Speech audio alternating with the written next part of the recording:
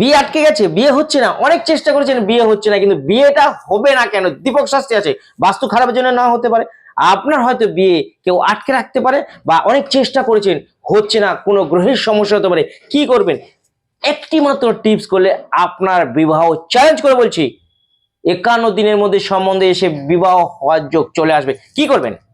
সামান্য, যেই বাড়িতে বিয়ে হচ্ছে, যদি মেয়ের বিয়ে দিতে হয়, ছেলের বাড়ি যেখানে বিয়ে হচ্ছে সেটা দেখতে হবে।